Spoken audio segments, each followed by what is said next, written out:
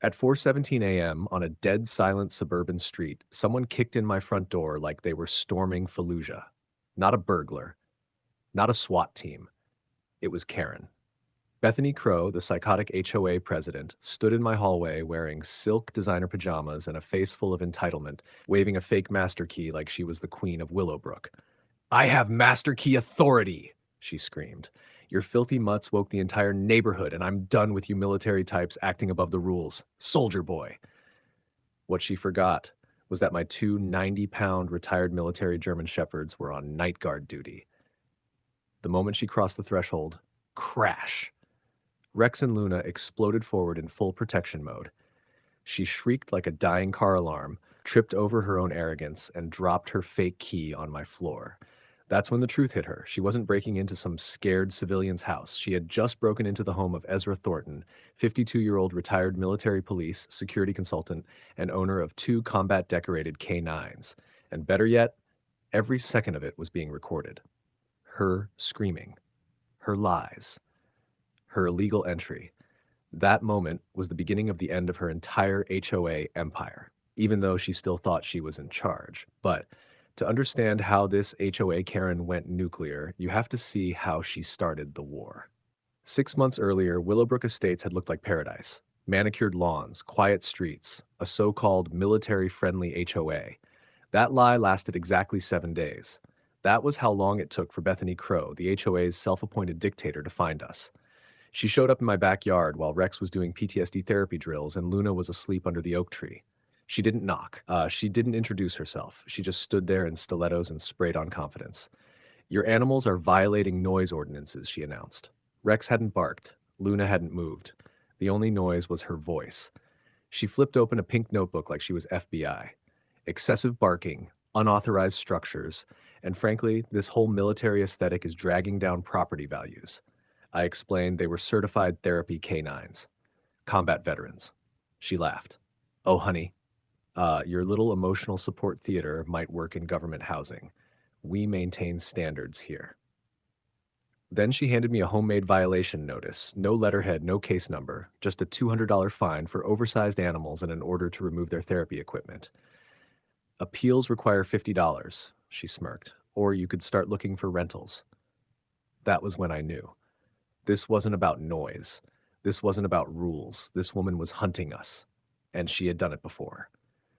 Because that night, while Carmen baked stressed banana bread and I dug through public records, I discovered 3 other military families had fled this neighborhood under Bethany's enforcement.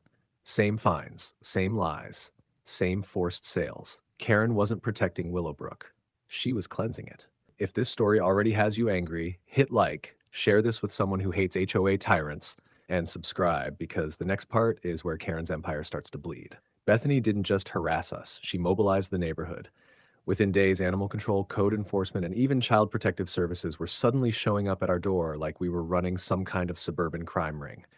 According to her sworn complaints, Rex and Luna barked all night. Kids were terrified. Families were unsafe. Every word was a lie. The real damage wasn't to our house. It was to my daughters. Maya came home crying because kids at school were whispering that her dad was unstable. Sophia said parents were warning their kids not to come near us. Bethany had turned our service into a rumor weapon. That's when I checked my cameras, and Karen made her fatal mistake. My security system had caught everything. Her knocking on doors, feeding neighbors scripted lies, telling them I had PTSD, that my dogs were trained killers, that we were a danger to the community.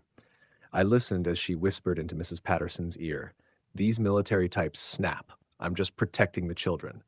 She had no idea she was being recorded. No idea she was committing defamation, harassment, and conspiracy in 4K. So I went deeper. Public records showed every military family she'd targeted sold their homes below market value. And those same homes were quietly bought by the same real estate investment company. Karen wasn't just a bully. She was a broker for something much darker, and I was about to expose her entire operation.